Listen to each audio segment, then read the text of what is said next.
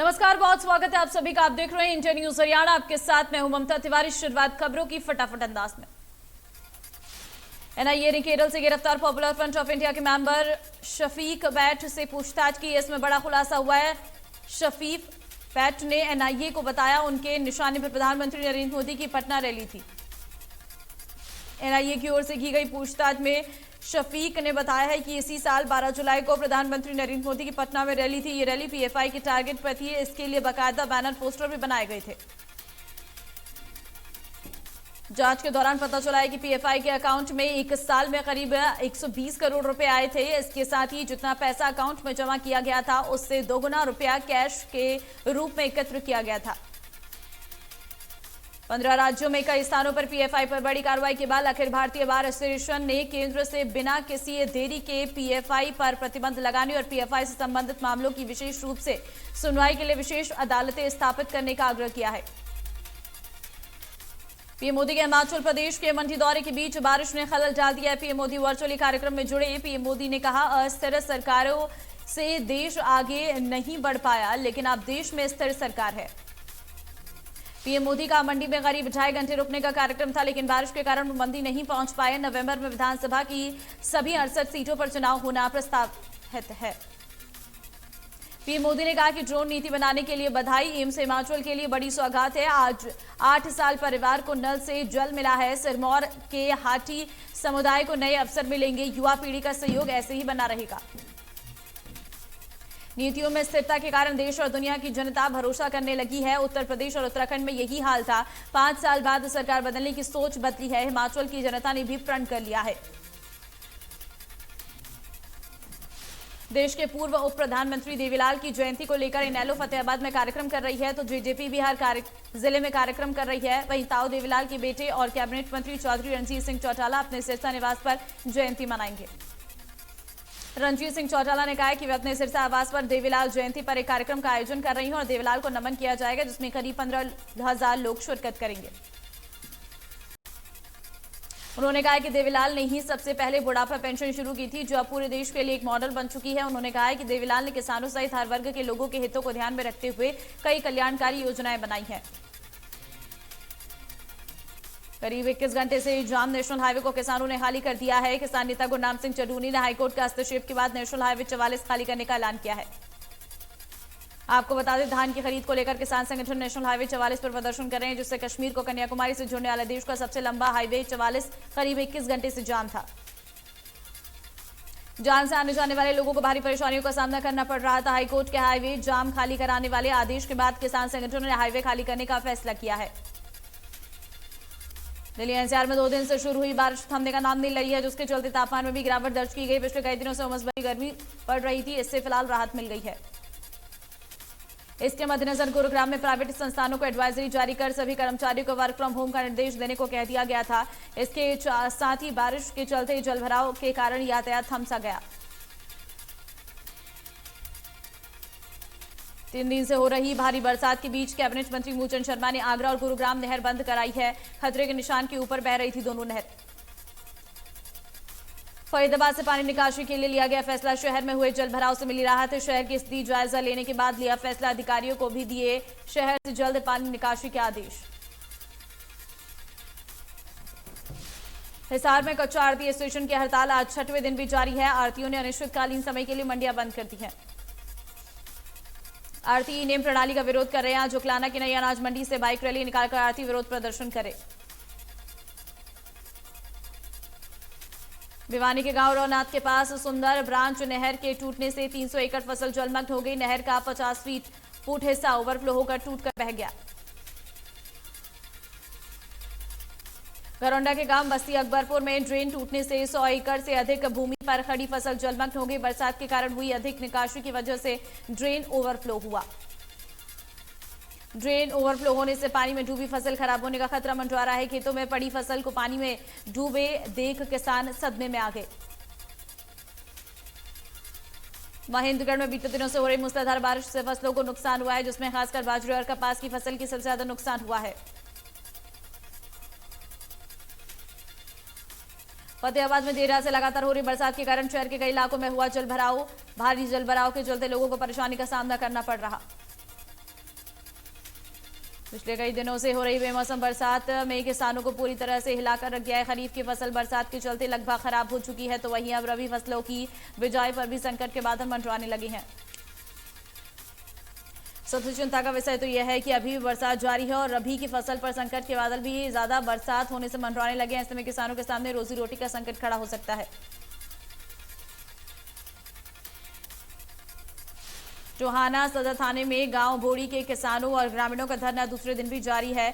पंचायती झोटा चोरी मामले में ग्रामीण रोष जता रहे हैं।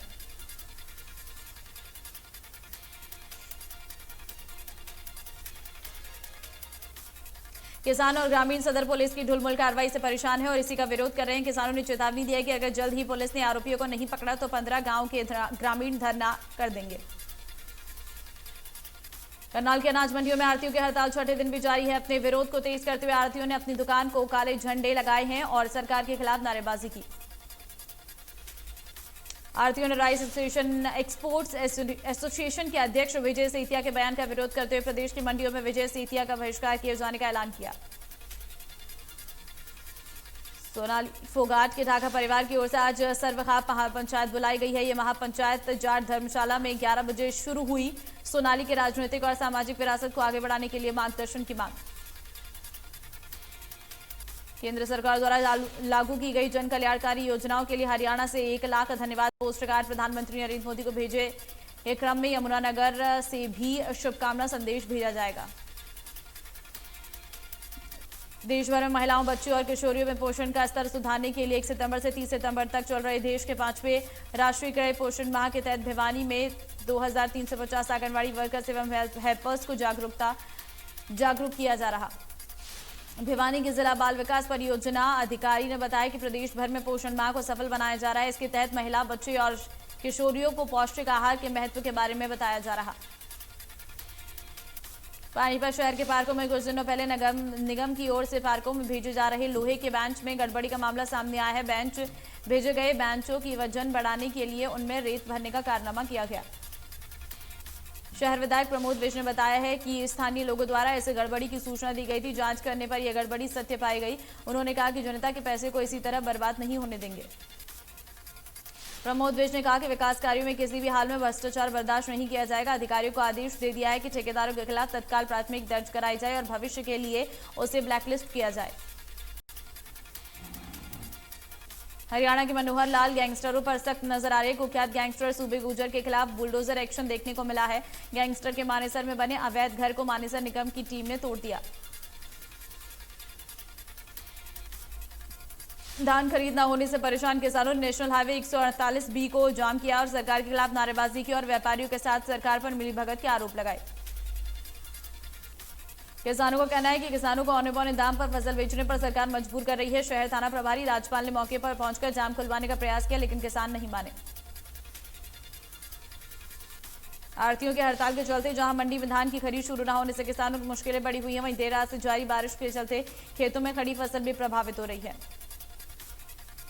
हड़ताल के कारण सीजन में मंडी में मजदूरी कर अपना पेट पालने वाले प्रवासी मजदूरों को भी कार्य नहीं मिल रहा है, जिसके चलते वे भी मायूस और सरकार से जल्द आढ़तियों की मांगे मानने की बात कर रहे हैं। पिछले 2 दिन से जारी बारिश के चलते मंडियों में आया लाखों का धान भीग चुका है। इसके अलावा खेतों में काट कर रखा धान भी वर्षा के भेंट चढ़ चुका है, जिससे किसानों को भारी आर्थिक नुकसान हुआ है।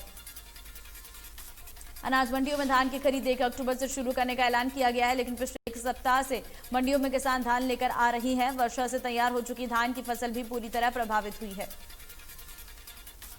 किसानों और आढ़तियों का कहना है कि भारी वर्षा से उन्हें काफी नुकसान हुआ है। सरकार को तुरंत मुआवजा देना चाहिए। वहीं मंडी आढ़तियों की हड़ताल का भी धान की फसल की खरीद पर प्रभाव पड़ सकता है।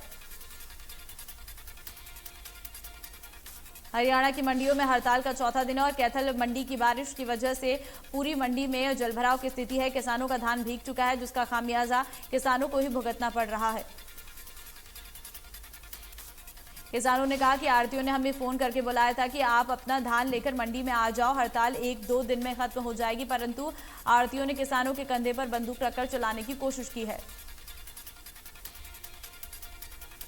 सोनीपत की अनाज मंडी में बारिश के बाद मंडी का शेड से पानी टपक रहा है। बारिश के मौसम में मंडी के शेड की रिपेयरिंग नहीं हो पाई है। शेड में जगह जगह छेद हो रखे हैं। मंडी की मरम्मत के लिए 30 लाख रुपए किया था टेंडर। इसके बावजूद भी किसानों की फसल सुरक्षित नहीं है। मंडी में शेड के नीचे किसान का धान भीग रहा है। सोनीपत में भी मौसम बारिश के चलते शहर के हालात एक बार फिर डगमगा गए हैं। सोनीपत शहर ने झील जैसा रूप ले लिया और शहरवासी शहर की पानी निकासी व्यवस्था को कोसते रहे। कई जगहों पर दुकानों में पानी घुस गया तो सड़कों पर हुए जलभराव के कारण लोग अपने अपने वाहनों को धक्का मारते नजर आए। वहीं बारिश से फसलों में भी झेलना पड़ेगा नुकसान।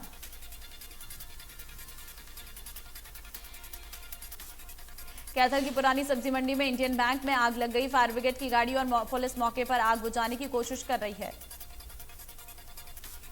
आज महीने का आखिरी शनिवार होने के कारण बैंक था बंद। आग लगने का कारण शॉर्ट सर्किट बताया जा रहा है। वहीं नुकसान का भी कोई आकलन नहीं।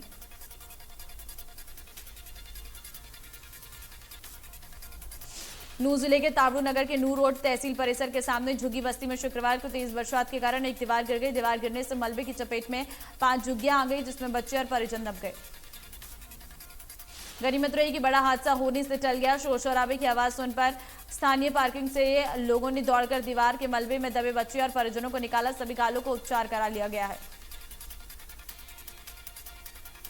फरीदाबाद में इंडिया न्यूज हरियाणा की खबर का असर हुआ है। खबर दिखाए जाने के बाद से डीसी विक्रम यादव ने NH-19 का दौरा किया और अधिकारियों को चेतावनी दी कि अगर कोई भी हाईवे पर घटना घटी तो कानूनी कार्रवाई होगी।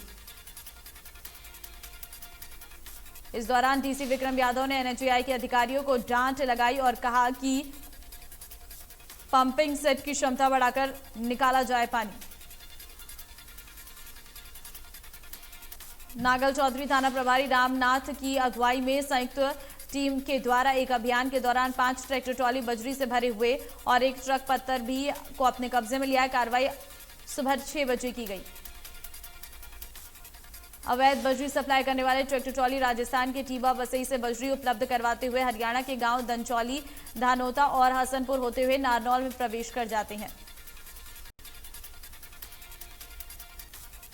वाइल्ड लाइफ विभाग की तरफ से 1 से 7 अक्टूबर तक वन प्राणी सुरक्षा सप्ताह के तहत भिवानी के चिड़ियाघर में इको प्रश्नोत्तरी एवं पेंटिंग प्रतियोगिता का आयोजन किया जाएगा और इस दौरान चिड़ियाघर में टिकट फ्री रहेगी।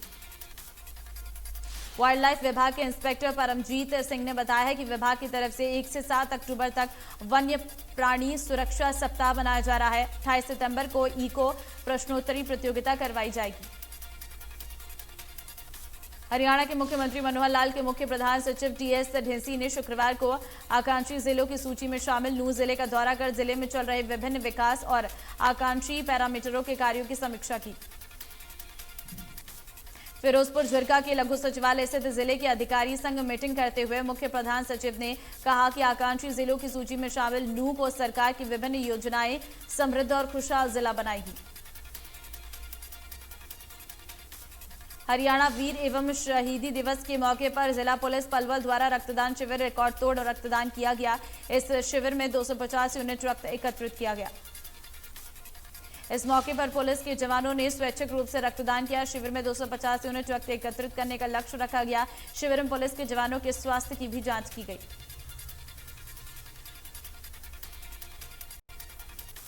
झज्जर के दुबलधन गांव के एक छोरे ने 7 समुद्र पार स्विमिंग में कमाल कर दिखाया है। दिव्यांग खिलाड़ी मंजीत ने अपनी टीम के साथ 14 घंटे 39 मिनट में 36 किलोमीटर लंबी नॉर्थ चैनल पार कर दी है।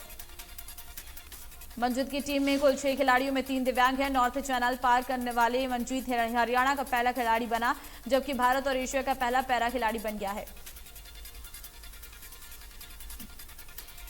भारतीय खेल प्राधिकरण के उत्तरी क्षेत्रीय केंद्र सोनीपत में ट्रायल के आधार पर अंडर 23 विश्व कुश्ती चैंपियनशिप के लिए 30 पहलवानों को चयन किया गया, जिसमें हरियाणा के पहलवान छाए रहे। ग्रीको और महिला वर्ग में जहां 20 भार वर्ग में हरियाणा के पहलवानों ने स्पेन का टिकट कटाया, वहीं फ्री स्टाइल वर्ग में भी 10 में से 7 प्रदेश के ही पहलवान चयनित हुए।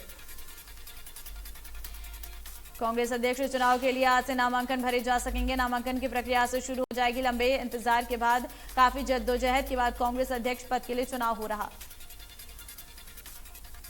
अध्यक्ष पद के लिए फिलहाल 2 नाम सबसे आगे हैं और इनका चुनाव लड़ना तय माना जा रहा है। पहला नाम है राजस्थान के मुख्यमंत्री अशोक गहलोत का, दूसरा नाम है शशि थरूर का।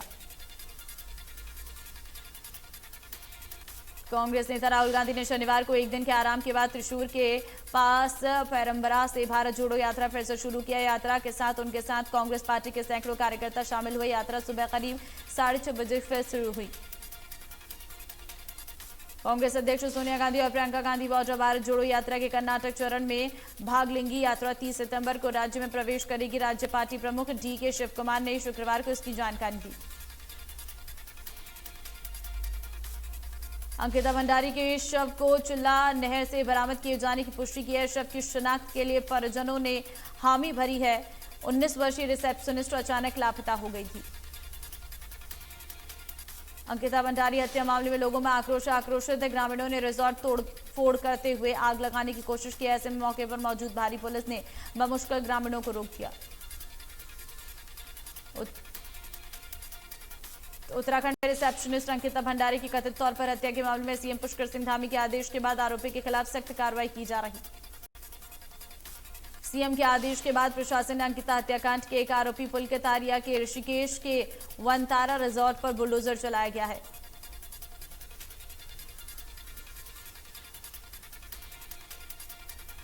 चीन सीमा को जोड़ने वाली तवाघाट लिपुलेख सड़क पर शुक्रवार दोपहर बाद लखनपुर और नजन के बीच पहाड़ी दरकने से भूस्खलन हुआ है। लोगों ने भागकर अपनी जान बचाई।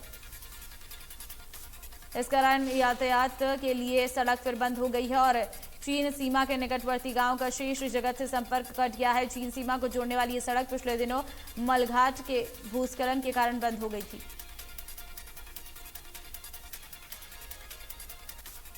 देश भर में पॉपुलर फ्रंट ऑफ इंडिया के सदस्यों और पदाधिकारियों और कार्यकर्ताओं की धरपकड़ के बाद दूसरे दिन राष्ट्रीय जांच एजेंसी ने इस संगठन की गतिविधियों को लेकर बड़ा खुलासा किया है। ईडी की आगे की जांच में पता चला है कि पीएफआई के विदेश में रहने वाले कुछ सदस्यों ने भारत में प्रवासी भारतीय खातों में फंड भेजा, जिससे बाद में कट्टरपंथी इस्लामी संगठन को ट्रांसफर कर दिया गया। दिल्ली की एक प्रधान जिला एवं सत्र अदालत ने शुक्रवार को ईडी की उस याचिका को मंजूरी दे दी जिसमें दिल्ली के मंत्री सत्येंद्र जैन के खिलाफ धन शोधन मामले को एक अन्य न्यायाधीश को स्थानांतरित करने का अनुरोध किया गया था। इस मामले की सुनवाई विशेष न्यायाधीश गीतांजलि गोयल द्वारा की जा रही थी। प्रधान जिला एवं सत्र न्यायाधीश विनय कुमार गुप्ता ने कहा है कि मामले में अब विशेष न्यायाधीश विकास ढुल सुनवाई करेंगे। पाकिस्तान के प्रधानमंत्री शहबाज शरीफ ने यूएन में फिर कश्मीर का राग अलापा है। उन्होंने 370 हटाने का भी जिक्र किया। उन्होंने कहा कि भारत और पाकिस्तान 1947 के बाद 3 बार युद्ध लड़ चुके हैं। उन्होंने फिर दोहराया कि वो भारत के साथ शांति चाहते हैं, लेकिन स्वघोषित कश्मीर मुद्दे को हल करने की शर्त रखी। शहबाज शरीफ ने कहा कि पाकिस्तान भारत समेत अपने सभी पड़ोसियों के साथ शांति चाहता है। पाकिस्तान के प्रधानमंत्री शहबाज शरीफ ने संयुक्त राष्ट्र महासभा में कश्मीर मुद्दे को उठाने के साथ ही भारत के खिलाफ कई बयान जारी किए थे। अब भारत ने भी पाकिस्तान को इसका मुंहतोड़ जवाब दे दिया है। संयुक्त राष्ट्र में भारत के प्रथम सचिव मिजीटो विनीटो ने शांति और सुरक्षा तब ही होगी जब सीमा पार आतंकवाद खत्म हो जाएगा।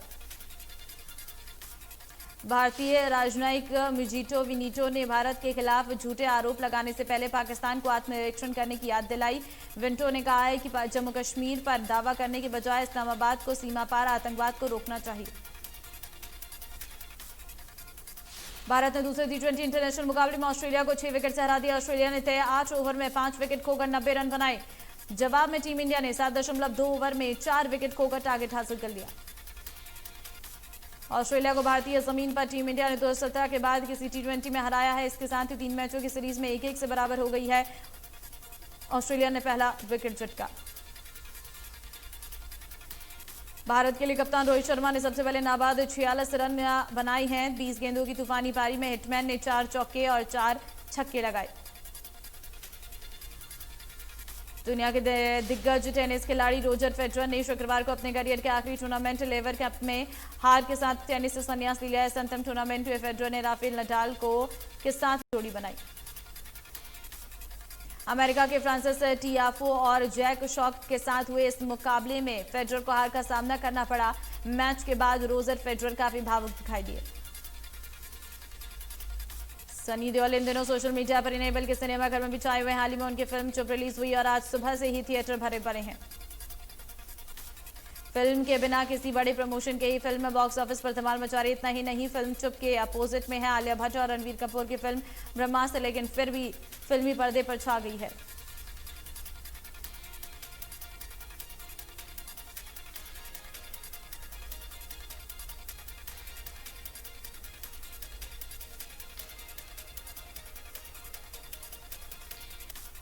अफगानिस्तान की राजधानी काबुल में शुक्रवार को एक मस्जिद के समीप एक विस्फोट हुआ है। विस्फोट में 14 लोगों की मौत होगी। शहर के राजनयिक क्षेत्र में इस विस्फोट के बाद आसमान में काला धुआं छा गया।